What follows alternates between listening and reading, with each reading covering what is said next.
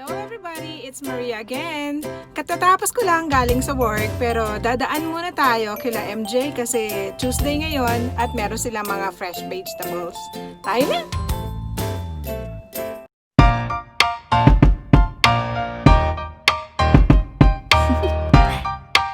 Do you wanna know? MJ Asian Pinoy Store in Alice Springs.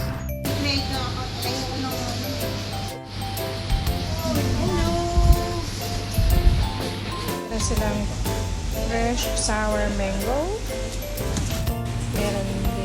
Meron ding sour mango. Puso ng saging ang kare-kare. Fresh cassava. Sitaw.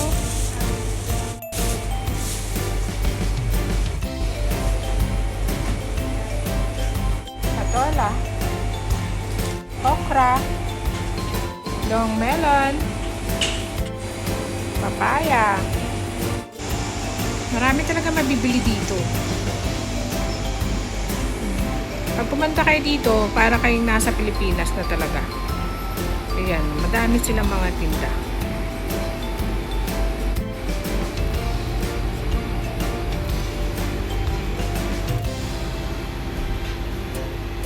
Ayan.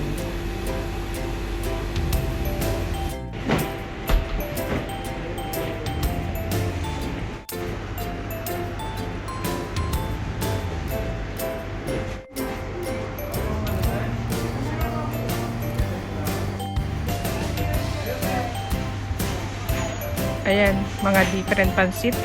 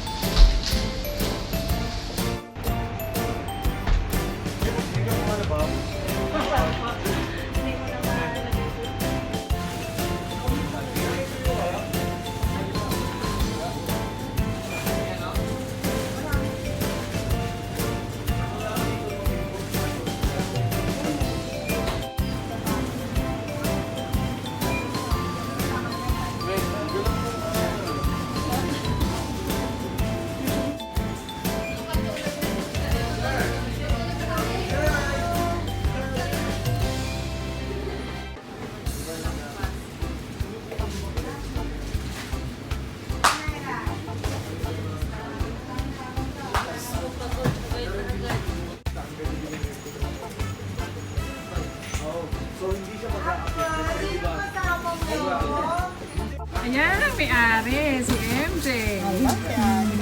Jay, address nyo nga ulit. Shop 1-2 Gregory Terrace, Alice Springs. Alright, thank you. Thank you.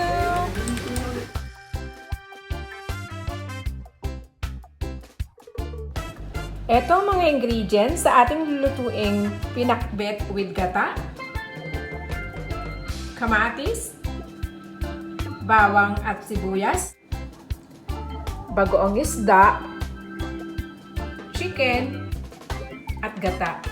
Ang ating mga gulay, ampalaya, okra at sitaw, kalabasa, at talong. Magpiprito rin tayo ng chicken. Salt, pepper lang ang inilagay dyan. Okay, mainit na ating pan, kaya ilagay na ang bawang.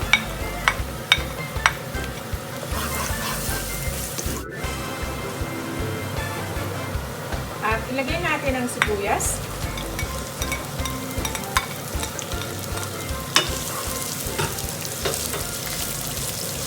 Ang isda.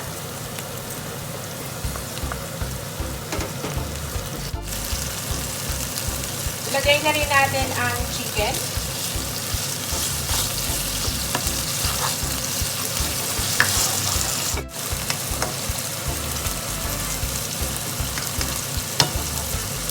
At kamatis.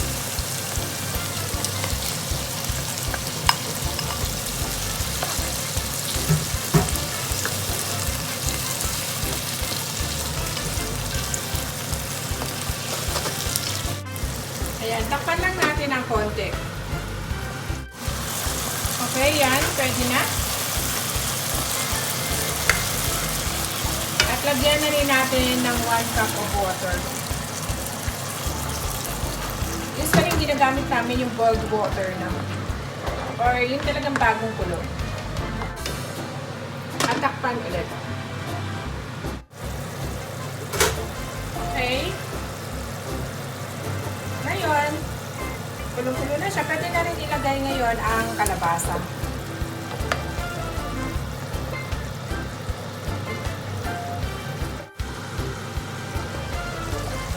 Okay.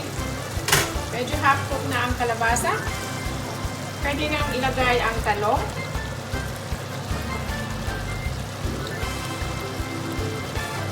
Pwede na rin ang okra at sitaw.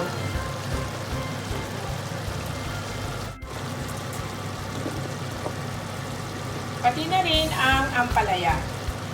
Sabay-sabay na yan.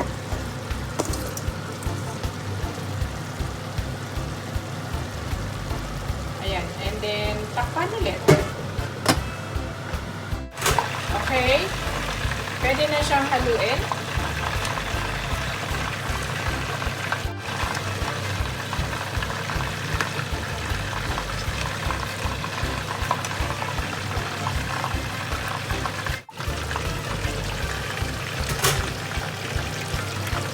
At ilagay na ang gata.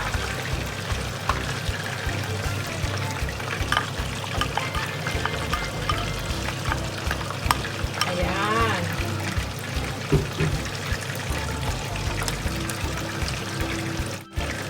Pero hindi na natin siya tatakpan para hindi naman ma-overcook ang gulay.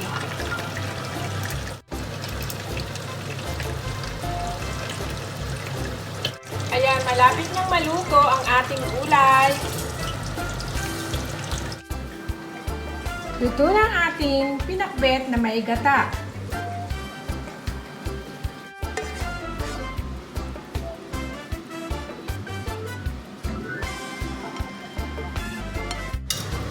Mainit na ang mantika. Ilagay na rin natin ang chicken. Yan, naluluto na rin. Yan, naluluto na rin ang ating chicken.